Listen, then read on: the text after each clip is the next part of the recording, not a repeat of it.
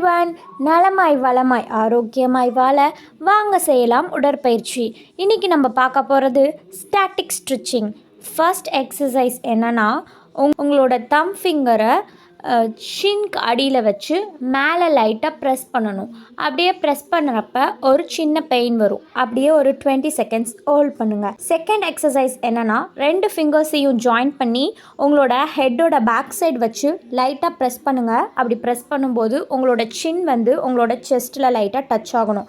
அப்படி டச் ஆகும்போது லைட்டாக ஒரு பெயின் வரும். அதை அப்படியே ஹோல்ட் பண்ணுங்கள் ஒரு 20 செகண்ட். தேர்ட் எக்ஸசைஸ் என்னென்னா, உங்களோட ஃபிங்கர்ஸை வச்சு சின்கிட்ட அப்படியே லைட்டாக ஒரு ப்ரெஸ் கொடுங்க.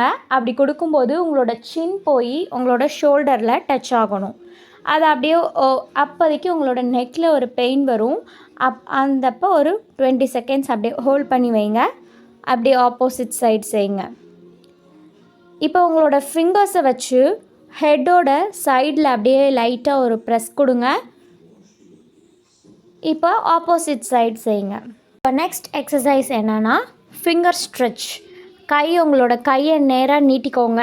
உங்களோட ஃபிங்கர்ஸை லைட்டாக அப்படியே பின்னாடி பெண்ட் பண்ணுங்கள். அப்படி பெண்ட் பண்ணும்போது ரிஸ்ட்லேருந்து எல்போ வரைக்கும் ஒரு லைட்டாக ஒரு பெயின் கிடைக்கும். அதுதான் வந்து ஸ்ட்ரெச்சிங்.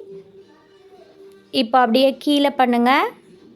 இப்போது அப்படியே சைடில் பண்ணுங்கள். அதே மாதிரி ஆப்போசிட் ஹேண்டுக்கும் பண்ணுங்கள். நெக்ஸ்ட் எக்ஸசைஸ் என்னென்னா, உங்களோட எல்போவில் ஆப்போசிட் ஹேண்டை வச்சு ஒரு ஹோல்ட் பண்ணி அப்படியே லைட்டாக உங்களோட கையை இழுத்து பின்னாடி டச் பண்ண ட்ரை பண்ணுங்கள். அப்படி பண்ணும்போது உங்களோட ஃபோர்ஹார்மில் ஒரு பெயின் கிடைக்கும். அதுதான் ஸ்ட்ரெச்சிங். இப்போ நெக்ஸ்ட்டு ஹிப் ஸ்ட்ரெச்சிங். இடுப்பில் கை வச்சு அப்படியே முன்னாடி பெண்ட் பண்ணி முடிஞ்ச வரைக்கும் முன்னாடி பெண்ட் பண்ணுங்கள். இப்போ அப்படியே பேக் ஆர்ச்.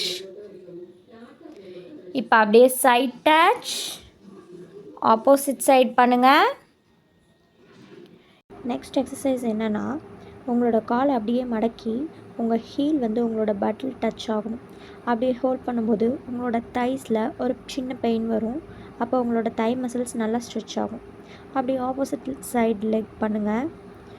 இப்போ நெக்ஸ்ட் எக்ஸசைஸ் என்னென்னா, உங்களோட ஒரு ஹேண்டு உங்களோட நீயையும் இன்னொரு ஹேண்ட் வந்து உங்களோட ஹீலையும் நல்லா ஹோல்ட் பண்ணிவிட்டு அப்படியே உங்களோட லெக்கை மெதுவாக லிஃப்ட் பண்ணுங்கள்.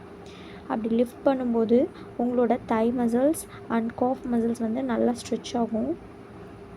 அப்படி ஆப்போசிட் சைடும் பண்ணிடுங்க. நீ டோஸ் எல்லாமே ஸ்ட்ரெச் பண்ணிட்டோம்.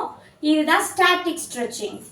நெக்ஸ்ட் வீடியோவில் டைனமிக் ஸ்ட்ரெச்சிங் என்னன்னு பார்க்கலாம். பாய்.